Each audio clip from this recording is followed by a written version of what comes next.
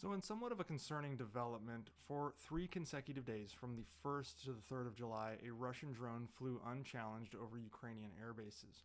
After roughly an hour to 3 hours, depending on the base, of unimpeded surveillance, Russian missiles were launched, destroying some very valuable Ukrainian warplanes. On Monday, the first strike took place near Mirorod, which is right here, when a Russian drone spotted 6 Su-27 fighters exposed in broad daylight on the tarmac. Now, the Russians launched Iskander missiles that destroyed 2 of those Su-27s. A similar instance occurred on Tuesday, the very next day, in Poltava, right here, or Poltava rather, when the Russians discovered several Mi-24 attack helicopters and destroyed one of them at least with a missile strike.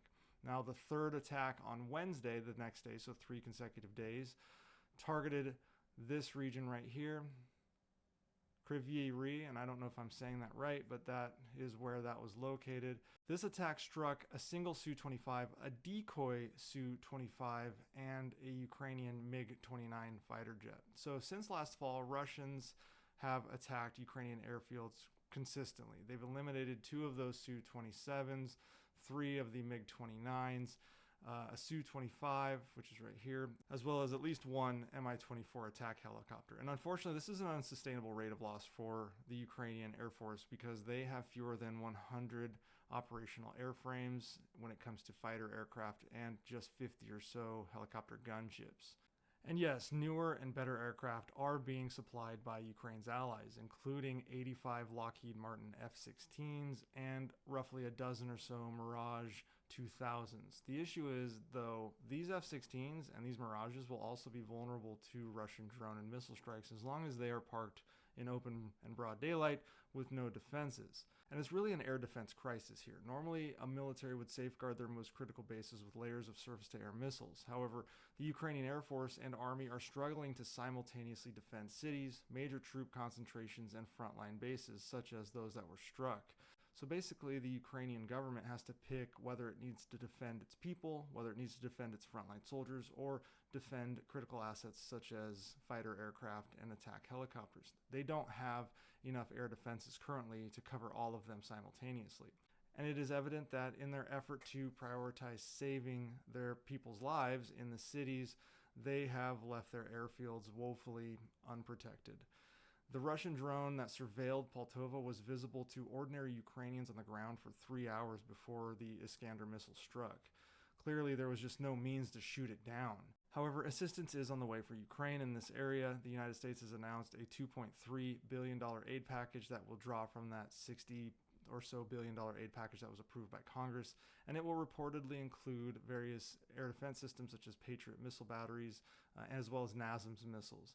President Zelensky says he expects Ukrainian air defenses to double in capacity by the time those Western F-16s and Mirages arrive. However, it is possible that these new defenses could be deployed to protect cities rather than air bases as well. It is on the Ukrainians to make that decision. However, I have a suggestion that I think is both cheap and readily available. Well, at least cheaper than Patriot missiles, that is. Deploy US-made truck-mounted CRAMs. These are counter-rocket and mortar systems. The US sent a few to Ukraine last year, but it is clear they need more, and they can be an asset in counter-drone warfare, and they're also just very cool. The radar-guided 6-barrel rotary cannon fires 4,500 explosive 20mm rounds per minute, which works out to about 75 per second. The range is between 2,000 and 2,500 meters, depending on conditions. They were used quite effectively by U.S. forces in Afghanistan and Iraq, shooting down 70% of indirect-fire rockets and mortars before they reached the ground.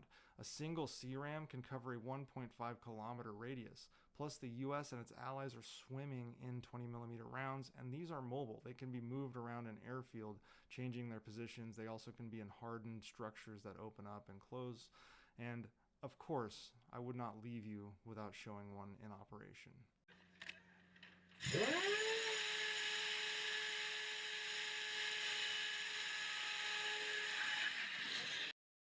So that just gave you an idea of how the radar works. They're very precise. Now let's see how the gun works.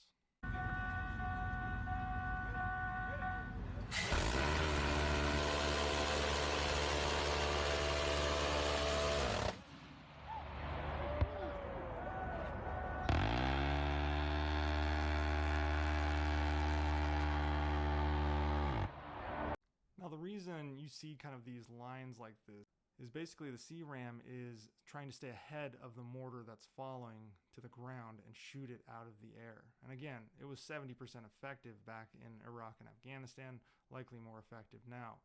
Now, these are all tracers, obviously, but something you have to understand about tracers is usually a tracer is every 5th round. So between each of these little dots is at least an additional 5 rounds that is being fired that is not a tracer round, so you can't see them. Very effective system, and I think they can be used with pretty high success in Ukraine against drones.